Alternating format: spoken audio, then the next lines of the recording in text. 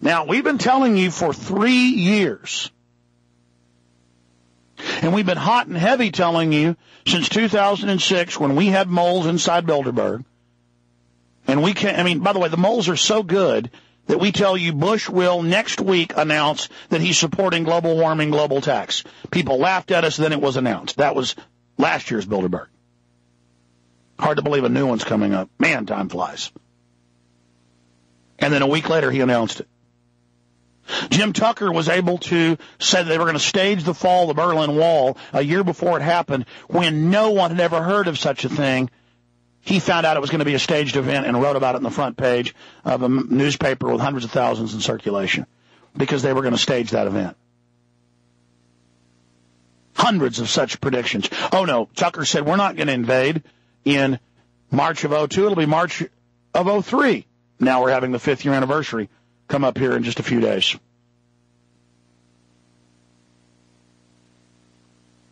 And what did they say then? Estlin and Tucker, who respectively have been covering Bilderberg for 45 years, longer than that. 33 for Tucker, was 17 now for Estlin.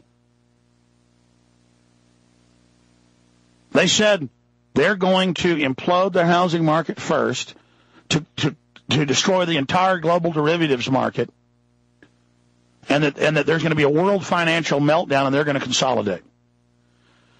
But we don't need to believe Daniel Estlin or Jim Tucker, even though they're right, even though they had sources inside. All we have to do is go to the IMF documents released in 2002 by Joseph Stiglitz, Nobel Prize winner, who left, where the IMF and World Bank have this 100-point plan they make you sign. It's a 112-point plan. And it even talks about how they orchestrate the final implosion, the rioting in the streets, and then they get to bring in the troops. Then they get to totally implode all stocks down to zero. They get everything. And since 2002, I've been saying, I mean, back then we were sitting on enough derivatives hundreds of times what we could ever pay back. The banks just created it out of nothing, but they get the world. So they're going to blow out hundreds of banks. You know, when the FDIC doubled its employees in the last year, and they just hired more again, more than doubling. FDIC, Federal Depositors Insurance Corporation, said they're getting ready for hundreds and hundreds of banks to go under, and that's what's in the Wall Street Journal. That means thousands of banks. This is not for theatrical fun that we get up here and talk about this. We tell you straight. We give you the straight scoop here. We interview all the experts. We bring you the people on the inside, the people who've made predictions that have borne out time and time again. We bring you the head of the governmental system for the Tibetans in absentia.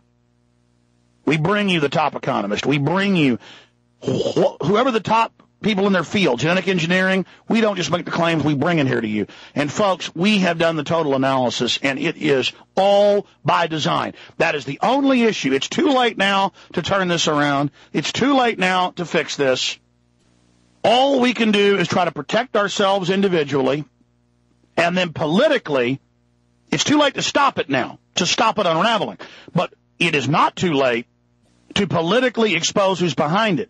Because if we don't do that, and if we don't demonize the New World Order, and we don't show how they engineered this, they're going to pose as our saviors. And their problem, reaction, solution, they create the crisis and offer the next solution that brings you even deeper under their thrall, under their control.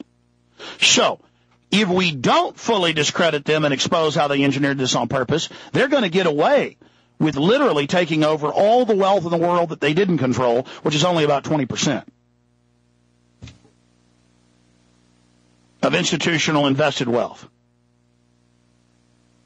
Does that mean some farmer in Brazil still won't have his farm? No. Does that mean you still won't have some assets? But I mean the big institutional assets, the raw infrastructure, the main commodity engines that actually bring you the commodities to market. They've snatched it all up.